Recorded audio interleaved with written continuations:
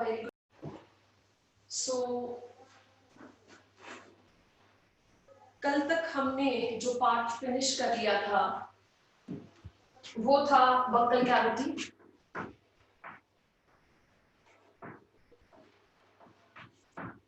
Buccal cavity जिससे related हमने कुछ चीजें पढ़ ली थी। क्या चीजें पढ़ी थी हमने? यहाँ पे टीथ पढ़ लिए थे, हमने यहाँ टंग पढ़ लिया था, ठीक है। एंड जो हमारे सिलाइवरी ग्लैंड्स हैं, ग्लैंड भी मैंने इसी में आपको कंबाइन करके पढ़ा दिया था। उसके बाद हमने फेरिंग्स के बारे में भी जान लिया था। फेरिंग्स के बाद हमने ये भी देख लिया था कि जो ईसोफेगस है, जो फूड पाइप है, उसमें कोई ग्लैंड प्रेजेंट नहीं होती है। हमने स्टमक भी कर लिया था, हमने स्टमक के डिफरेंट पार्ट्स भी कर लिए थे, प्लस हमने स्टमक जो मैंने लास्ट टॉपिक छोड़ा था, स्टमक के डाइजेस्टिव ग्लैंड्स भी हमने उसमें कर ली थी, सिक्रीशंस भी हमने कर लिए थे, उनके फंक्शंस भी हमने कर लिए, ठीक है। तो आज हम क्या स्टार्ट करेंगे? आज हम उससे आगे का पार्ट स्टार्ट करेंगे। सो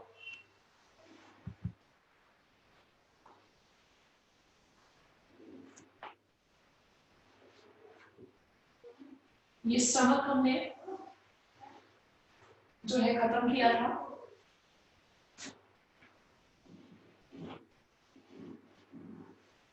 एब्डोमिनल पार्ट तक पहुंच चुके थे हम लोग। The cardiac region, the fundus, the pyloric region, आप सबको याद है ये चीज, एंड द बॉडी। ये क्या है? Stomach, body. मैंने आपको बताया था जो कार्डियक पोर्शन के फोल्ड्स होते हैं वही स्फिंक्टर क्रिएट करते हैं यहाँ पे, वैसे ही एक स्फिंक्टर जो है पाइलोरिक रीजन में भी होता है। स्फिंक्टर का काम क्या होगा?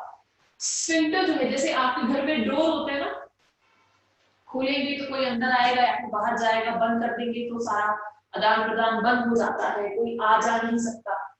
वैसे ही स्फिंक्टर का काम भी यही होता है।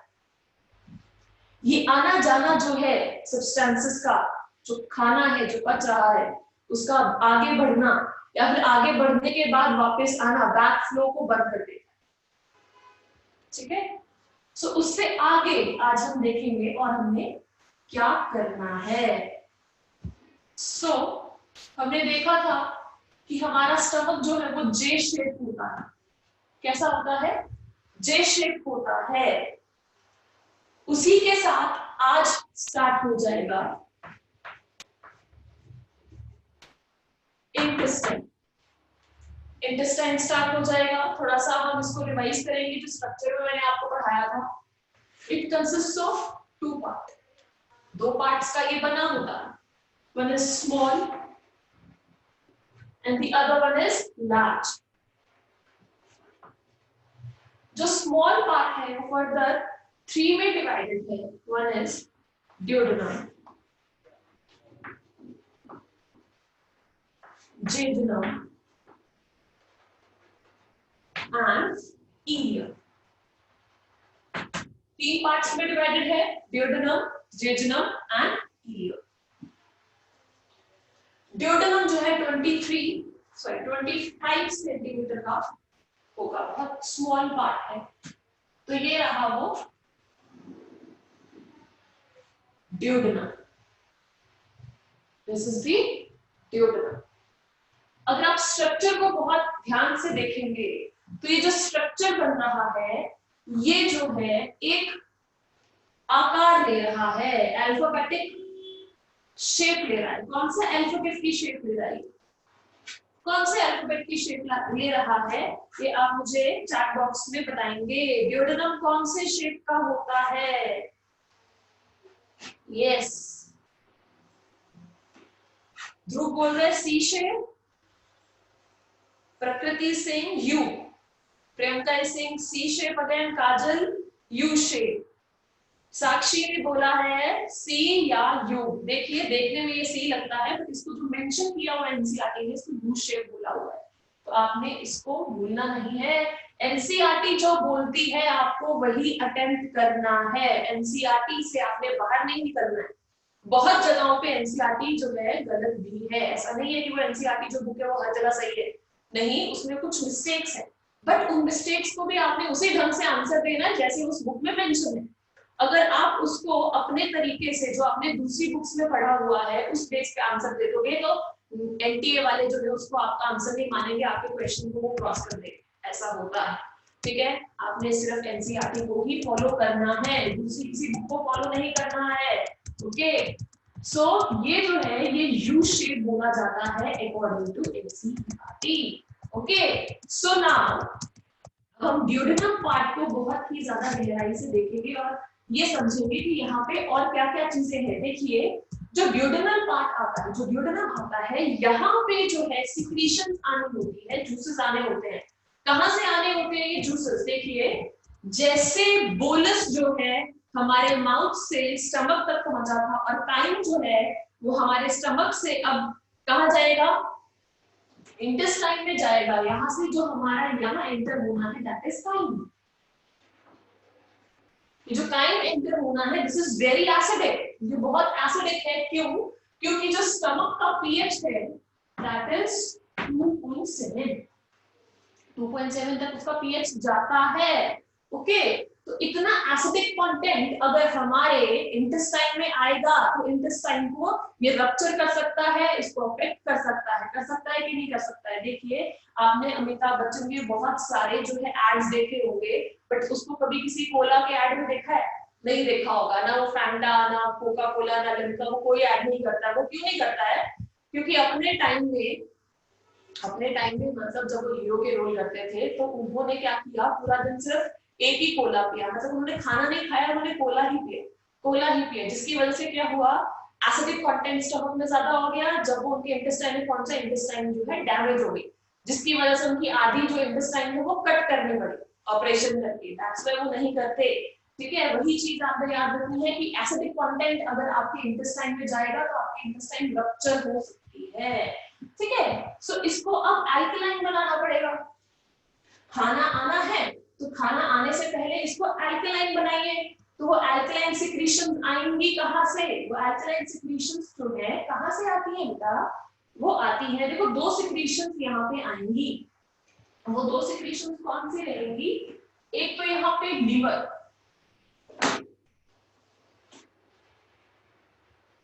एक तो यहाँ पे सिक्रीशन आएंगी फ्रॉम लीवर। ठीक है, right lobe and left lobe जो है लीवर का, ठीक है, उसने सिक्रीशंस देनी है यहाँ पे, और दूसरी सिक्रीशंस जो यहाँ पे आनी है वो आनी है पैंक्रियास के थ्रू।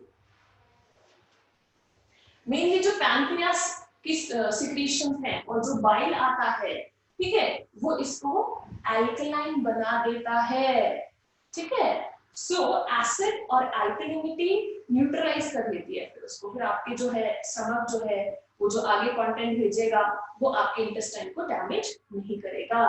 तो अब इसको हम बहुत थोड़ा डायग्रामेटिकली समझते हैं कि लीवर की सिक्रीशन कैसे पहुंचती है और पैंक्रियास की सिक्रीशन जो है वो कैसे पहुंचती है। देखिए, यहाँ पे ध्यान दीजिएगा, दिस इज वेरी इंपॉर्टेंट। यहाँ से आपको माइनर क्वेश्चन आ जाते हैं। ठीक है, पहले हम स्टार्ट करते हैं लीवर।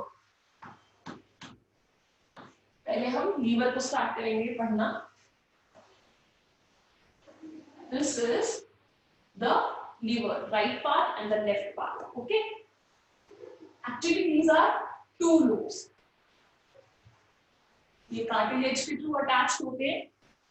कार्टिलेजिनस पोर्शंस की वजह से, कार्टिलेजिनस लिगामेंट्स की वजह से, फिलामेंट्स की वजह से ये दोनों अटैच होते हैं। ठीक है, आपने इसको ज्यादा डिटेल नहीं करना, इतना डिटेल आपको नहीं आएगा, आपने बस ये देखना है कि राइट एंड लेफ्ट लोब होता है। वैसे एनसीईआरटी बोलती है इसमें दो लोब्स होते हैं, इसमें एक्चुअली दो लोब नहीं होते, इसमें दो से ज्यादा लोब्स होते हैं, इसमें 4 लोब्स होते हैं। बट एनसीईआरटी अगर आपको बता ही नहीं रही है तो आपने अपने अभी फिलहाल दिमाग में इस चीज को नहीं डालना है, क्योंकि अटेम्प्ट तो वही करना है जो एनसीईआरटी बोलेगी। Okay, so what happens over here, यहां से एक डक्ट आएगी फ्रॉम द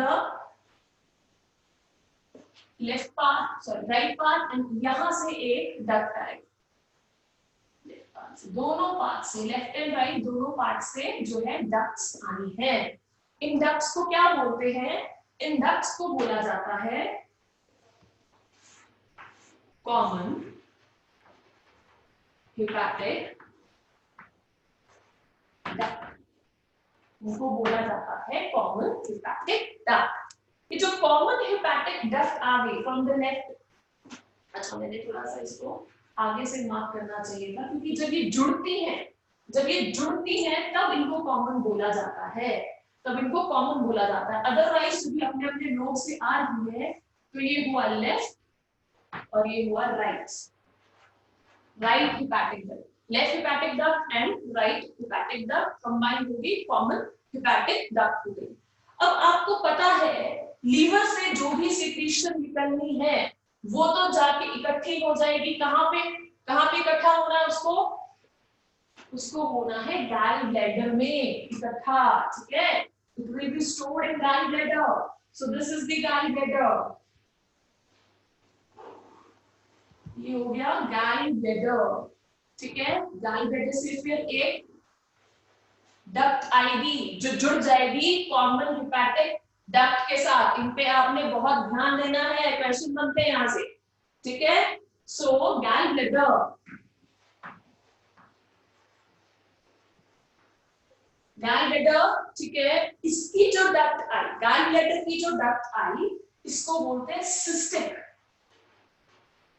डक्ट, इसको क्या बोलेंगे, सिस्टिक डक्ट। सभी डक्ट्स के नाम अच्छे से देखने हैं आपने। पहले हमारे पास right and left, right and left जो है डक्ट्स आती है, हिपैटिक डक्ट्स आती है, कंबाइन करके वो क्या बन जाती है, कॉमन हिपैटिक डक्ट बन जाती है, कॉमन हिपैटिक डक्ट बन जाती है। ये जो कॉमन हिपैटिक डक्ट है ये अटैच होती है गैल ब्लैडर वाली डक्ट से, which is called the cystic duct. गैल ब्लैडर से जो डक्ट निकलती है उसको सिस्टिक डक्ट बोलते हैं, ये आप लोग याद रखेंगे, this is very major question, okay, आएगा ये आपको further in your NEET exam. अब ये जो है आफ्टर गेटिंग अटैच्ड, ठीक है, आफ्टर गेटिंग अटैच्ड इसको बोलते हैं बाइल डक्ट। सिस्टिक डक्ट से अटैच होने के बाद अब इसका नाम पड़ गया बाइल डक्ट, ठीक है। अब ये जो है अटैच होना है फर्दर पैनक्रियास के साथ, पैनक्रियास के साथ फर्दर अटैचमेंट होनी है। अच्छा ये मत सोचना बाइल डक्ट करके आपको क्वेश्चन नहीं आता, इसको हिपैटिक डक्ट ही मान लेते हैं, ठीक है। अगर आपको यहाँ पे हिपैटिक डक्ट आया तो कंफ्यूज नहीं होना है, this is one of the same thing, ठीक है, ओके। हिपैटिक डक्ट भी इसको बोल देते हैं। सो नाउ ये जो डक्ट आ रही है, जो हिपैटिक डक्ट आ रही है, जो सिस्टिक डक्ट के साथ जो कंबाइन हुई है, ये पैंक्रियाटिक डक्ट के साथ जो है मिल जानी है एक जगह, इनका जुड़ाव हो जाना है, ठीक है, ये आपस में मिल जाएंगे, ओके। नाउ यहां पे जहां पे आपका हिपैटिक डक्ट जुड़ता है पैंक्रियाटिक डक्ट के साथ, ठीक है, यहां पर एक स्फिंक्टर होता है, यहां पर एक फ्लैप होता है, एक गेट लगा होता है, एक डोर लगा होता है, ठीक है, इसको बोलते हैं स्फिंक्टर ऑफ बॉयडेल। क्या बोलेंगे इसको, स्फिंक्टर ऑफ बॉयडेल, ठीक है। नाउ ये जो डक्ट आगे जाती है, ये डक्ट मिल गई यहाँ पे, स्फिंक्टर ऑफ बॉयडेल डक्ट मिल गई, ठीक है। ये जो आगे जा रही है, जो कॉमन जा रही है, इसको बोलते हैं हिपैटोपैंक्रियाटिक। आपने हिपैटिक एंड पैंक्रियाटिक डक्ट को कंबाइन करके बोलना है अब हिपैटो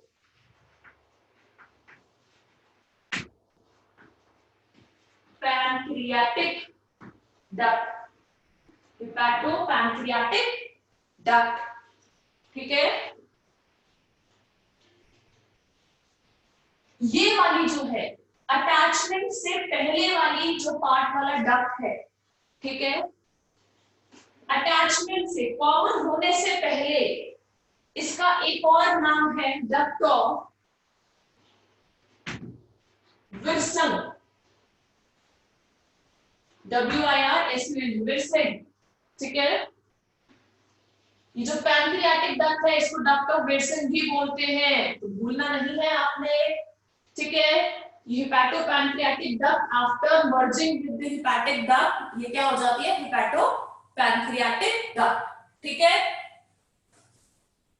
तो अब क्या होगा, ये जो डक्ट आ रही है, ये जो कॉमन डक्ट आ रही है, हिपैटो पैंक्रियाटिक डक्ट आ रही है, इसको जुड़ना है, किसके साथ जुड़ना है इसको जुड़ना है इंटेस्टाइन के साथ। किसके साथ जुड़ना है इसको, इंटेस्टाइन के साथ। कौन से वाले पार्ट के साथ, द डियोडेनम। ऑब्वियसली अल्कलाइन सिक्रीशंस चाहिए, अल्कलाइन सिक्रीशंस इन्हीं दोनों से आने हैं, तो अल्कलाइन सिक्रीशंस जो है डियोडेनम में जाके बह जाएंगे या फिर उसमें जाके कंटेंट को अल्कलाइन करेंगे। सो देखिए ये डक्ट आ रही है, ये यहां पे ओपन होगी, हिपैटोपैंक्रियाटिक डक्ट जो है यहां पे डियोडेनम में ओपन होगी। यहां पे जब हिपैटिक डक्ट ओपन हो रही थी पैंक्रियाटिक में, तो स्फिंक्टर लगा हुआ था वॉइडेड। वैसे ही जब यहां पे हिपैटोपैंक्रियाटिक डक्ट जो है ओपन होती है डियोडेनम में, तो यहां पे भी एक स्फिंक्टर अटैच होता है, यहां पे भी एक स्फिंक्टर अटैच होता है। दैट स्फिंक्टर इज कॉल्ड, क्या बोलते हैं उसको, sphincter of what, chat box में बताएंगे मुझे, इतना तो आपको पता होना चाहिए।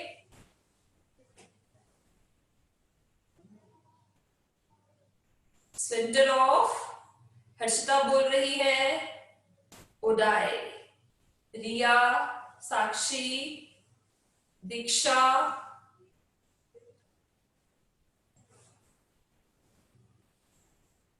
Okay, center of Odai, center of Odai, yes, hepatopancreatic duct, very good, very good। यहां पे जहां hepatopancreatic duct ओपन हो रही है into the duodenum, इसको बोलते हैं sphincter of Odai, very good. तो आपने कंफ्यूज नहीं होना है, स्फिंक्टर ऑफ वॉइडन, जहां पे हिपैटिक डक्ट ओपन हो रही है पैंक्रियाटिक में, ठीक है, कंबाइन हो जाएगी, हिपैटोपैंक्रियाटिक डक्ट बन जाएगी। अब जब ये ओपन होगी डियोडेनम में, तो स्फिंक्टर ऑफ ओडाई वहां पे आएगा। मोर ओवर जो स्फिंक्टर ऑफ ओडाई है, ये जिस एरिया में ओपन हो रहा है, डियोडेनम के जिस एरिया में ये ओपन हो रहा है, that area is called what? That area is called ampulla of Vater, ampulla of Vater, ampulla of Vater। लिखेंगे इसको, आप बनाएंगे, बना लीजिए, I am giving you a few minutes, इसको कवर अप कीजिए। If you are having any question, कोई doubt है तो पूछ लीजिए बेटा।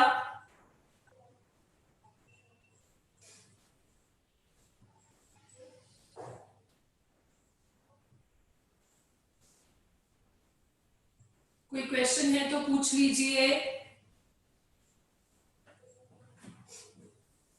अभी फिलहाल मैंने डक्ट्स कराए आपको, ampulla of waiter, waiter, VATER, waiter, दिख रहा है सबको? बनाइए इसको जल्दी से, जब हो जाए तो मुझे चैट बॉक्स में बताइएगा।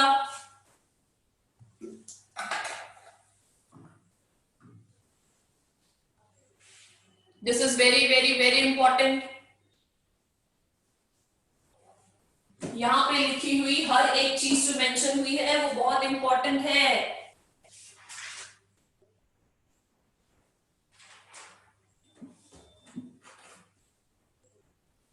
Is there any question?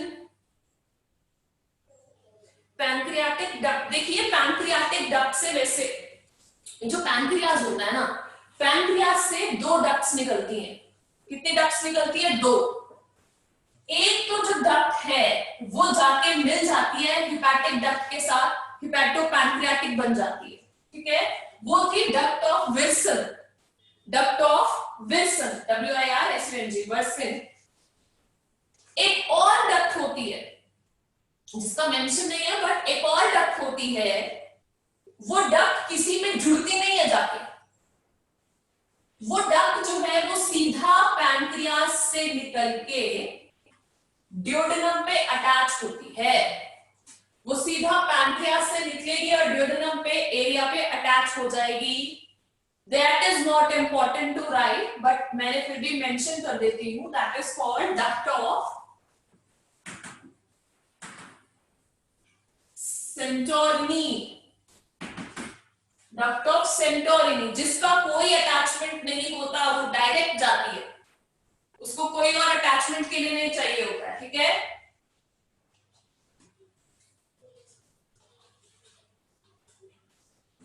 देखिए और एक दो क्वेश्चन है जो इंपॉर्टेंट है यहां पे, वो ये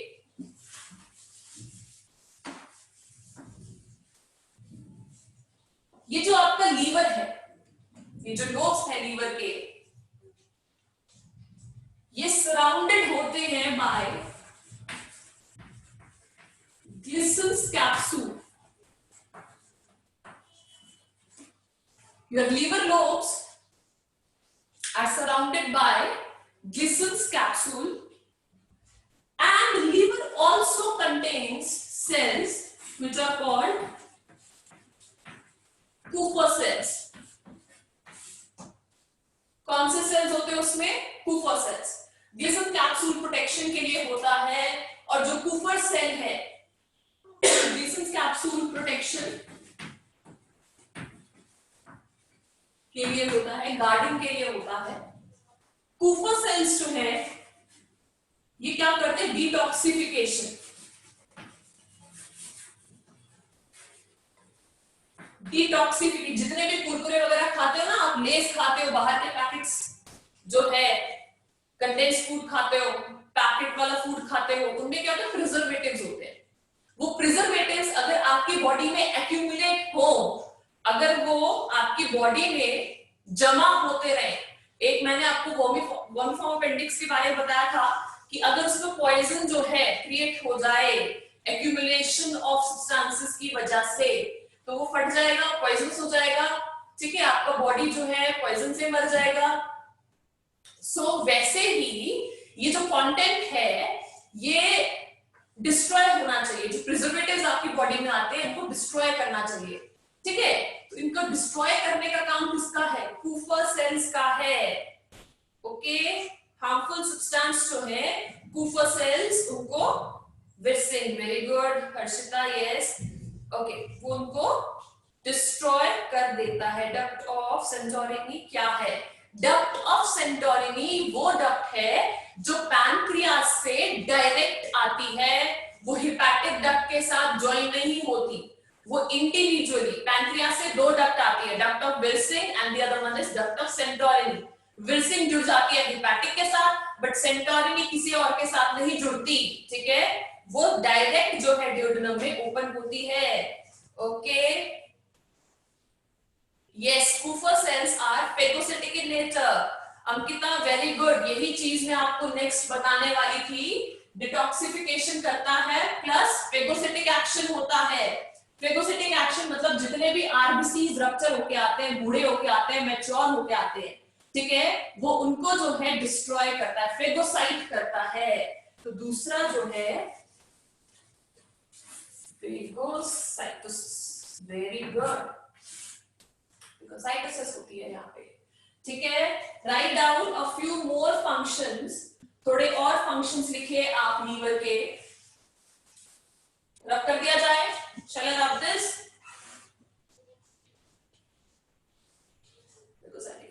रब कर दूं बेटा, मैं बना लिया आप लोगों ने, ओके। सो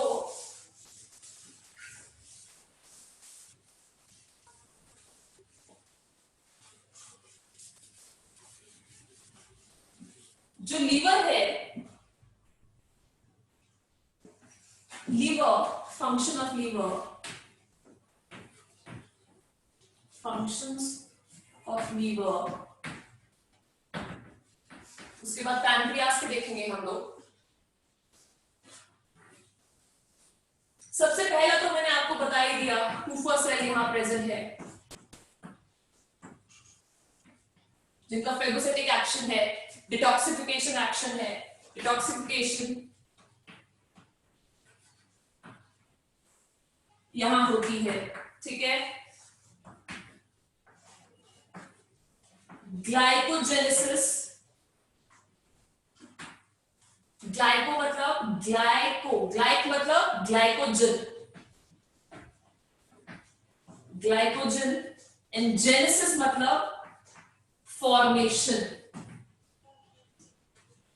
जेनेसिस बोले तो फॉर्मेशन, देखिए आपको दिख रहा है, ग्लाइकोजेनेसिस मतलब the formation of glycogen takes place over here, ठीक है, यहां पे ग्लाइकोजेनेसिस होती है, एंड यहां पे लिपोजेनेसिस होती है, लिपिड का फॉर्मेशन यहां पे होगा, यहां पे क्या होगा, लिपिड का फॉर्मेशन यहां होगा, और क्या होगा यहां पे, और क्या होगा, क्या आप बता सकते हैं मुझे, और किस चीज की फॉर्मेशन होती है, चैट बॉक्स में मुझे बताएंगे, देखेंगे इसको, लिपोजेनेसिस एंड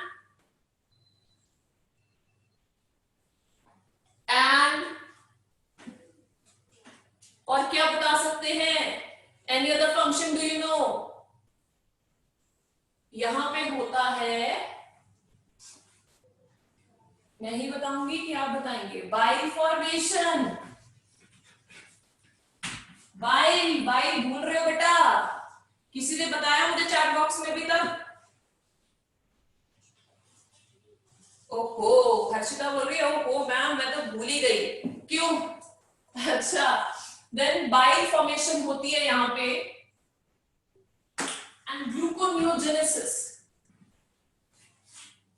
और gluconeogenesis, gluconeogenesis, the formation of glucose और ग्लाइकोजन, ग्लूकोज और ग्लाइकोजन, नियो आ गया बीच में, नियो मतलब न्यू, ओके, जेनेसिस मतलब फॉर्मेशन, ग्लूकोज या फिर ग्लाइकोजन का फॉर्मेशन किससे बनता है, कार्बोहाइड्रेट से बनता है ना ग्लूकोज, उसी का कंपोनेंट है ना ग्लूकोज, ठीक है, बट कार्बोहाइड्रेट्स को अगर साइड पे रखे और कंटेंट को अगर देखें तो फॉर्मेशन ऑफ ग्लाइकोजन और glucose from other than carbohydrates, जो सिंपल कार्बोहाइड्रेट्स आते हैं आपकी बॉडी में, उनसे हटके अगर ये बनते हैं तो उसको ग्लूकोनियोजेनेसिस बोलते हैं। नॉन कार्बोहाइड्रेट कंपोनेंट से जब ग्लूकोज एंड ग्लाइकोजन बनते हैं तो उसको ग्लूकोनियोजेनेसिस बोला जाता है। याद रखिएगा, न्यू आ गया इसमें, एनईओ, न्यू आ गया, दैट मींस कोई और कंपोनेंट होगा, न्यू कंपोनेंट होगा, ठीक है। अब हम पकड़ते हैं अपने बाइल को और देखते हैं बाइल में ऐसा क्या है, ठीक है।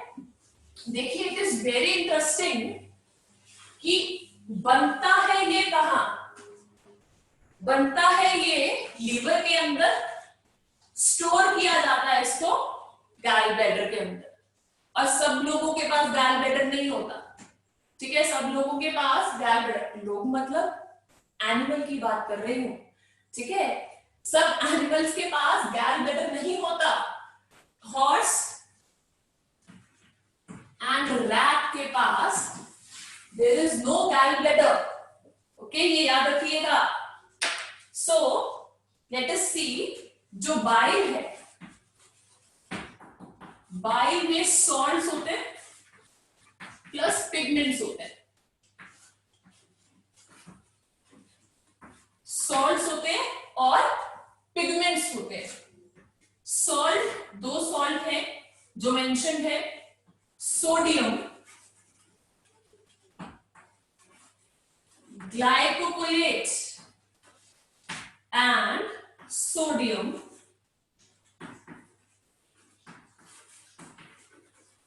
टॉरोकोलेट,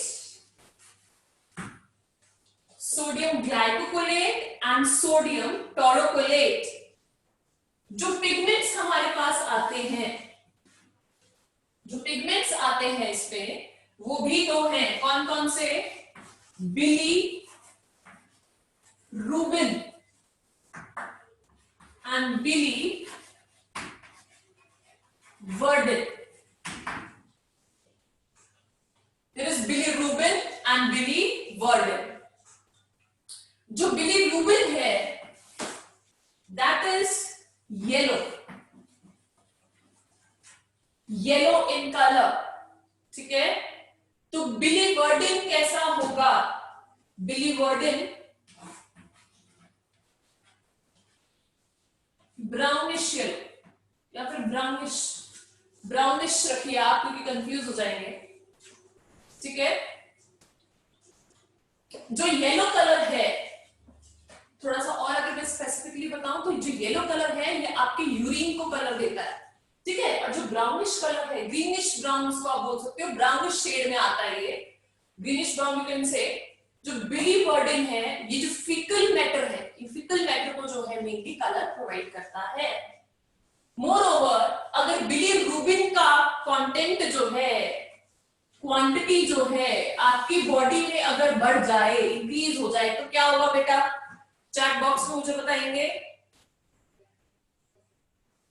अगर उसकी क्वांटिटी बढ़ जाती है, यस, जॉन्डिस हो जाएगा। वेरी गुड ध्रुव, मानवी, ओके, हर्षिता, जॉन्डिस, जॉन्डिस हो जाता है।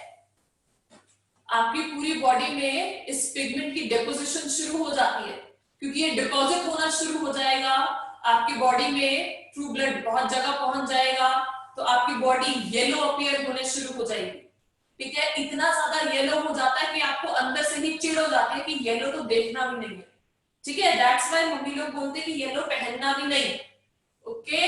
और ऐसी सिचुएशन, किसी को हुआ है जॉन्डिस? कोई है यहाँ पे महारथी जिसको जॉन्डिस हुआ था कभी? नहीं हुआ? हर्षिता को नहीं हुआ, वेरी गुड। निकिता को नहीं हुआ, नहीं हुआ, नहीं हुआ। कोई है जिसको जॉन्डिस हुआ हो? मुझे हुआ है, मुझे भले टाइम पे जॉन्डिस हुआ था, कुछ नहीं खा पी सकते, आपका जो स्टमक है वो हैवी लगना शुरू हो जाता है, लीवर जो है वो भारी हो जाता है, ठीक है। वो बहुत ज्यादा पेन कॉज करता है इस पोजीशन पे, क्योंकि यहीं पे आपका स्टमक भी है ना, यहीं पे आपका लीवर भी है, तो इस पोजीशन पे बहुत ज्यादा पेन होना शुरू हो जाता है, हैवीनेस फील होती है, कुछ खा नहीं सकते, कुछ पी नहीं सकते, ठीक है। तो बोलते हैं कि बहुत सारा आपको मूली का जूस पीना होता है। कौन पीता है मूली का जूस? मूली का जूस पिलाते हैं भर भर के, ठीक है। सो ये आपने जो है अभी खत्म किया आपका लीवर के फंक्शंस खत्म किए, एंड बाइल जो है आपने ओवरऑल खत्म किया है। बाइल का यूज क्या है? बाइल जो है इटसेल्फ कहां यूज होता है? इमल्सिफिकेशन ऑफ फैट्स में। बाइल जो है फैट इमल्सिफिकेशन में हेल्प करता है, फैट की डाइजेशन में हेल्प करता है, ओके। इसको हम आगे भी पढ़ेंगे। So I am going to rub this now. अब हम पैंक्रियास को देखेंगे, ठीक है। अब हम देखेंगे कि पैंक्रियास का क्या फंडा है भाई। पैंक्रियास में हमको क्या देखना है? तो देखिए, this is the pancreas, leaf like जो है ये दिखता है हमको कि लीफ लाइक स्ट्रक्चर है, ओके।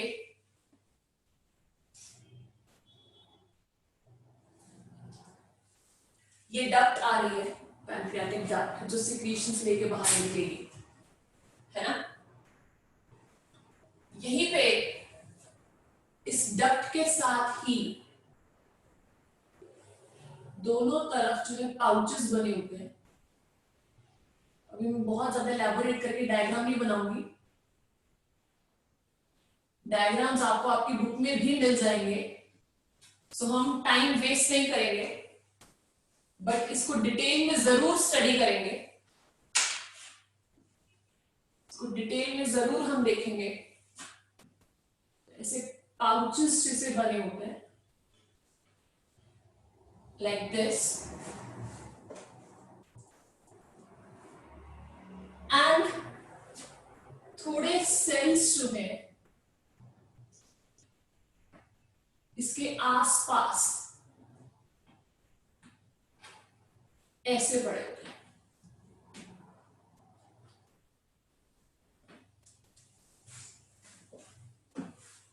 ठीक है, तो ये जो डक्ट के साथ आपको ये लोब्स दिख रहे हैं, ये इनको बोलते हैं एसिन, एसिनिसस। और ये जो आपको फ्लावर की तरह, छोटे छोटे फ्लावर की तरह जो दिख रहे हैं, क्या बोलेंगे इनको? इनको बोलेंगे इजलिट्स ऑफ लैंगरहैंस। लिख लीजिए इसको, इजलिट्स ऑफ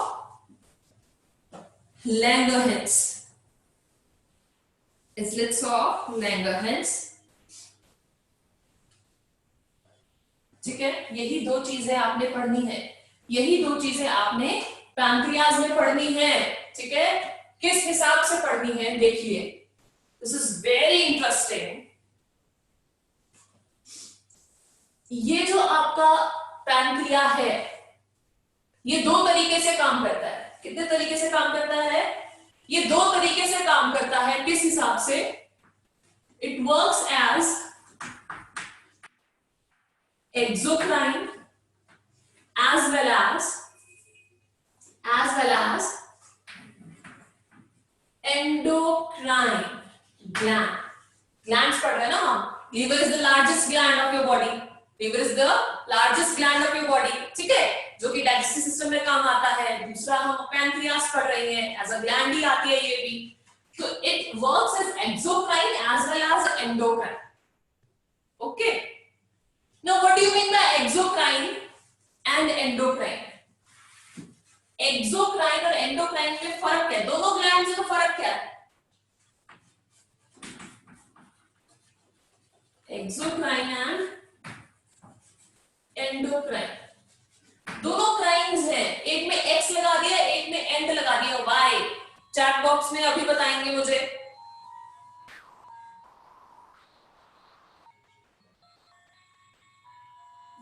शिवानी बोल रही है हेट्रोकोलिनिक ग्लैंड है, मतलब कंबाइंड है। It works as exocrine as well as endocrine.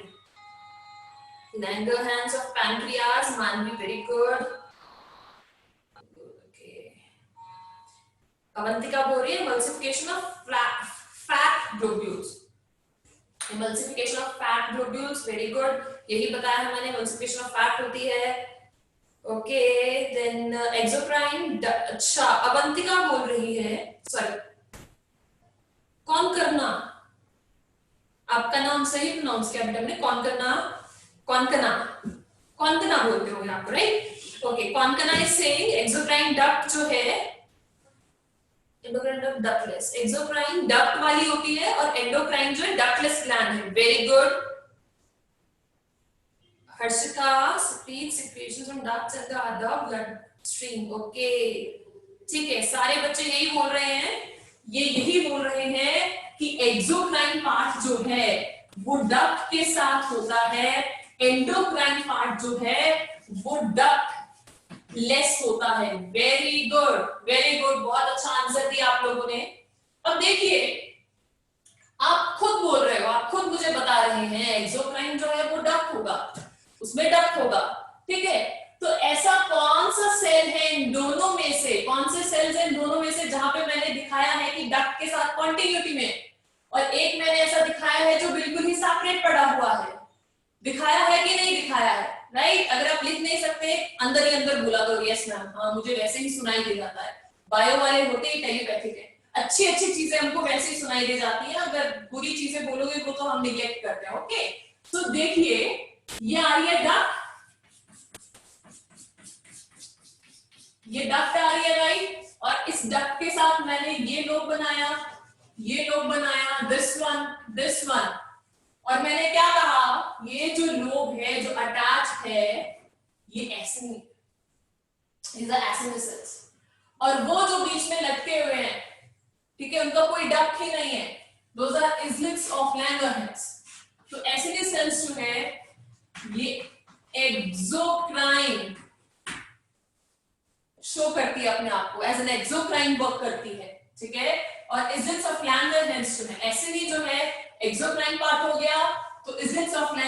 Langerhans जो है वो एंडोक्राइन पार्ट हो गया, ठीक है, एंडोक्राइन पार्ट हो गया।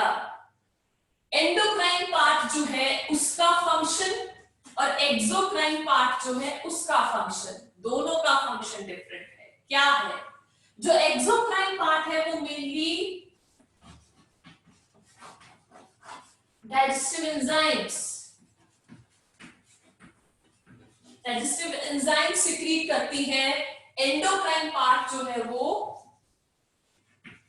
हॉर्मोन्स देते हैं। क्या देते हैं? वो हॉर्मोन्स देते हैं, ठीक है। तो पहले हम क्या डिस्कस करेंगे? हम इजिट्स ऑफ लैंगरहैंस को डिस्कस करेंगे, हम हार्मोन्स को डिस्कस करेंगे। हार्मोन्स के लिए इजिट्स ऑफ लैंगरहैंस में भी बहुत तरह के सेल अंदर होते हैं। Those are alpha, beta, delta, delta को डेल्टा लिखते हैं हम, चलो डेल्टा, ठीक है, एंड पी सेल्स। यहां पे आपने पी सेल्स भी मेंशन करने हैं, ठीक है। पी सेल्स, इनको पीपी भी बोल दिया जाता है और एफ भी बोल दिया जाता है, एफ भी बोल दिया जाता है। इसको आप ढंग से देखेंगे, alpha, beta, delta and PP cells और एफ सेल्स लिख लीजिए, लिख लीजिए इसको। ओके, अब इनके फंक्शंस लिखिए। अल्फा सेल्स जो है ये 15% ऑफ सिक्रीशंस देते हैं। किसकी? ग्लाइकोजन। बीटा सेल्स जो है ये 65% ऑफ सिक्रीशन देते हैं। किसकी? इंसुलिन, इंसुलिन की सिक्रीशंस। डेल्टा सोमेटोस्टेटिन,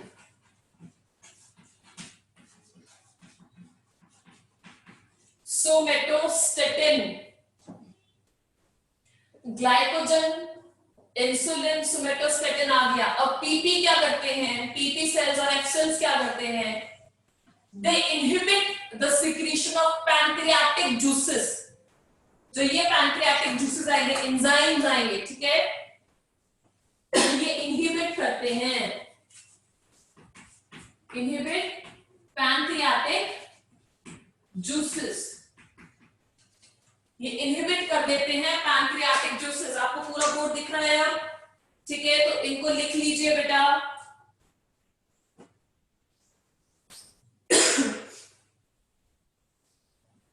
लिख लीजिए,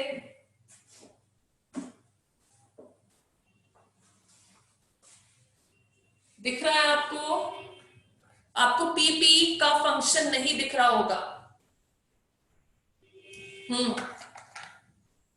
मैंने वहां लिखा है इनहिबिट पैंक्रियाटिक जूसेस, वहां लिखा गया है इनहिबिट पैंक्रियाटिक जूसेस,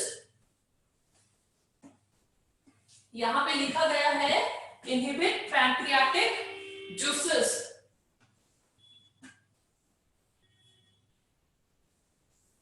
ओके, सो जो ग्लाइकोजन है ये क्या करता है?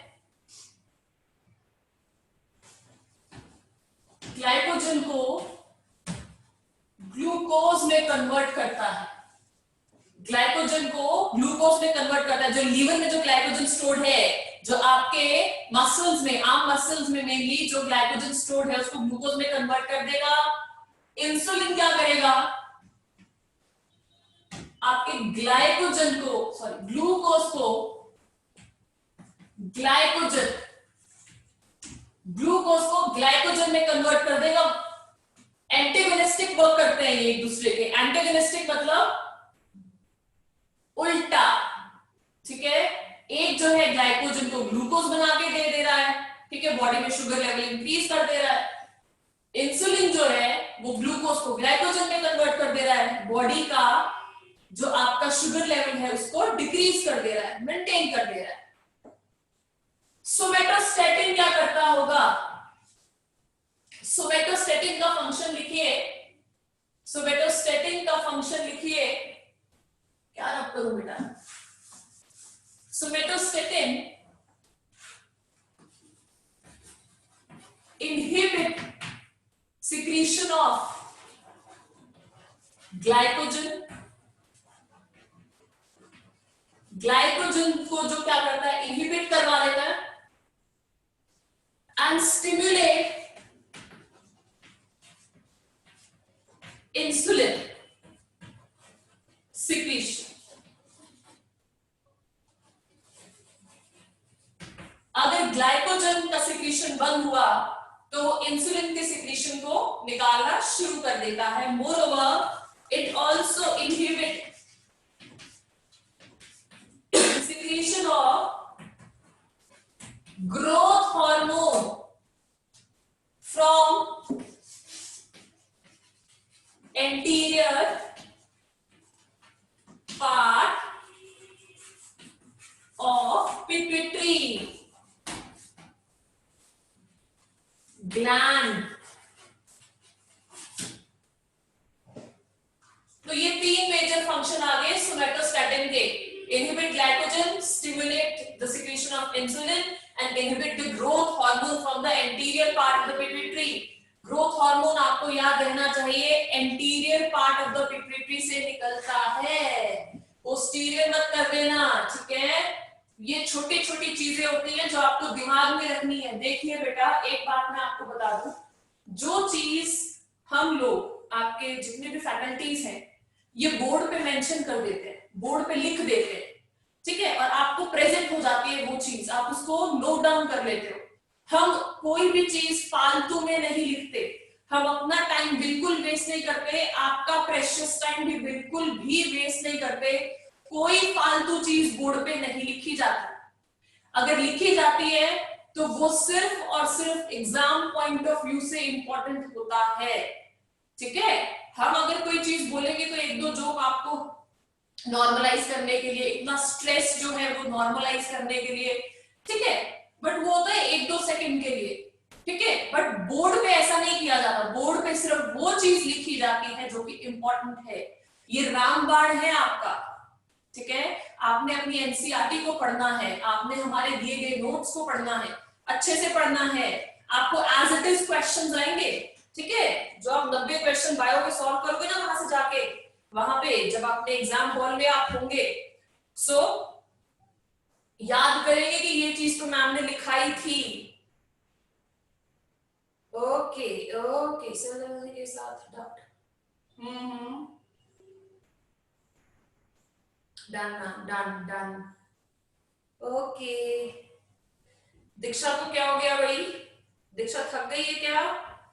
ये जो स्माइलीज आप देते हो ना बेटा, स्माइलीज की जगह कुछ लिख दिया करो, स्माइलीज की जगह कुछ लिख दिया करो, क्योंकि स्माइली से अगर आप स्माइल वाला स्माइली में भेज रहे हैं पता नहीं चलता कि क्या एक्सपेक्ट कर रहे हैं, ठीक है.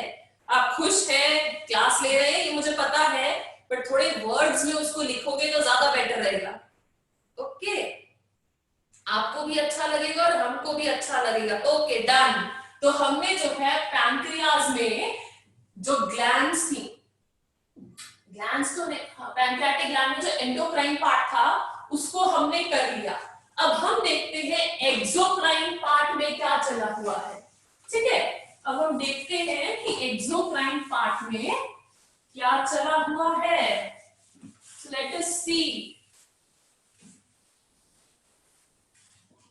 एक्सोक्राइन पार्ट जो है यहां से कुछ एंजाइम्स दिए जाएंगे पैंक्रियाटिक जूसेस के लिए, ठीक है. हमारे स्टमक में दो प्रोएंजाइम्स थे, स्टमक से दो प्रोएंजाइम्स निकल रहे थे, पेप्सिनोजन एंड प्रोरेनिन, मतलब इनएक्टिव फॉर्म थी, इनएक्टिव फॉर्म. ओके, यहां से हमको 3 प्रोएंजाइम मिलेंगे. कितने मिलेंगे? 3 प्रोएंजाइम मिलेंगे. ये याद रखिएगा, ये क्वेश्चन आपको पूछ लिया जाएगा कि कितने होते हैं. We are having 3 proenzymes over here. अब ये 3 प्रोएंजाइम्स कौन से हैं, कौन से हैं आप बताएंगे मुझे, आप बताएंगे, आपको याद होना चाहिए. ये इनएक्टिव फॉर्म ऑफ एंजाइम्स है, जिनको एक्टिवेट कराना पड़ता है, इन तीनों को एक्टिवेट कराना पड़ता है। एक्टिवेट ये कहां होते हैं? ये इंटेस्टाइन के अंदर जाके एक्टिवेट होते हैं। मतलब अगर ये वहां जाके एक्टिवेट हो रहे हैं तो इनको एक्टिवेट करने के लिए जो प्रोडक्ट आएगा वो इंटेस्टाइन सिक्रीट करेगी, पैंक्रियास सिक्रीट नहीं करेंगे। ठीक है, स्टमक में ऐसा होता था, पैप्सिनोजन या फिर प्रोरेनिन वगैरह जो उनको एक्टिवेट करवाने के लिए जो HCl था वो आपको स्टमक के अंदर ही मिल रहा था। बट यहाँ पे ये 3 प्रो एंजाइम्स दे दिए जाएंगे एंड इनको एक्टिवेट करवाया जाएगा in the intestine. Okay, intestine में एक्टिवेट होना है, वहां पे इन्होंने डाइजेशन करवानी है। ठीक है, वहां पे इन्होंने प्रोडक्ट का ब्रेक डाउन करवाना है। तो वो जो एक्टिवेशन सब्सटेंस है वो इंटेस्टाइन में ही सिक्रीट होगा। वो हम तब करेंगे जब इंटेस्टाइन पढ़ेंगे। ठीक है, बट अभी आप मुझे ये बताइए कि 3 प्रो एंजाइम्स कौन से हैं? मैं चैट बॉक्स में चेक करने वाली हूँ कौन कौन आंसर दे रहा है। काइमोट्रिप्सिनोजन, ठीक है, शिवांशी ने आंसर दिया है chymotrypsinogen, trypsinogen, pro carboxyl peptidase, very good. Trypsinogen, trypsinogen, pro carboxyl peptidase. ठीक है, ट्रिप्सिनोजन, प्रो कार्बोक्साइल पेप्टाइडेस और यहाँ पे काइमोट्रिप्सिनोजन होगा। क्या होगा? काइमोट्रिप्सिनोजन होगा।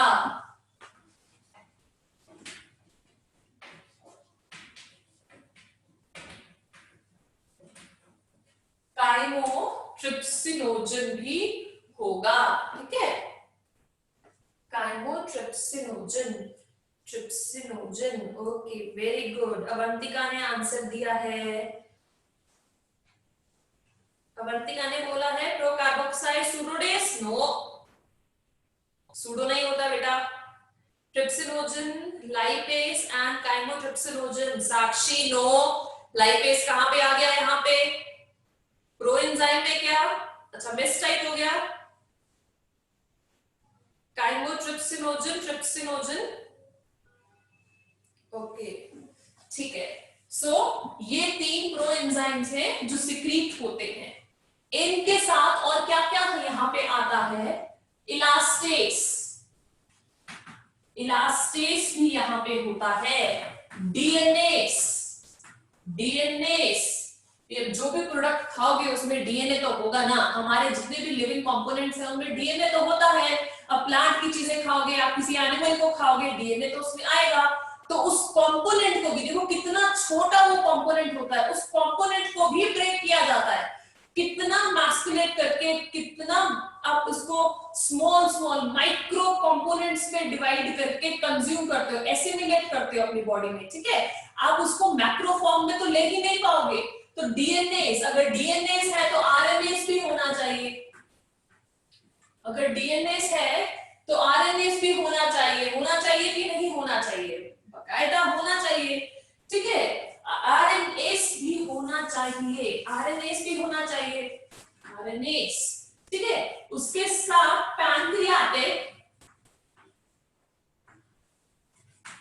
अमाइलेस, थोड़ा सा हम कार्बोहाइड्रेट्स को भी डाइजेस्ट करवाएंगे and pancreatic lipase, and pancreatic lipase is also there. ठीक है, तो हमारे पास प्रोटीन्स को डाइजेस्ट करने के लिए trypsinogen, pro carboxyl peptidase, chymotrypsinogen, जाना तो ये सारा इंटेस्टाइन में है, चाहे एक्टिवेट वहीं पे होंगे, डाइजेशन वहीं पे होनी है।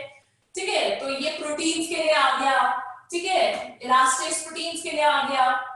डीएनएस, आरएनएस जो भी है, DNA is a protein only. ठीक है, उनको ब्रेक डाउन करने के लिए आ गया। चलो, कार्बोहाइड्रेट को भी ब्रेक डाउन करवाएगा एंड लाइपेस, थोड़ा सा अमाउंट लाइपेस भी इससे डाइजेस्ट होगा। ठीक है, अब हमने क्या करना है? अब हमने इंटेस्टाइन फिनिश करना है। इंटेस्टाइन के लिए हमको लगेंगे 10 मिनट, बट मैं देख रही हूँ कि टाइम हमारा हो गया है। ठीक है, तो कल, वैसे आज ये चीज फिनिश होनी चाहिए थी, आज नहीं होगी, थोड़ा सा इसको बढ़ाते हैं। ये जो आपका डाइजेशन वाला चैप्टर है, ये बहुत लेंदी चैप्टर है, ये टाइम लेता है। फर्दर जितने आपके चैप्टर छोटे छोटे चैप्टर है, वो तो चाहे एक एक दिन में खत्म हो जाए, ठीक है।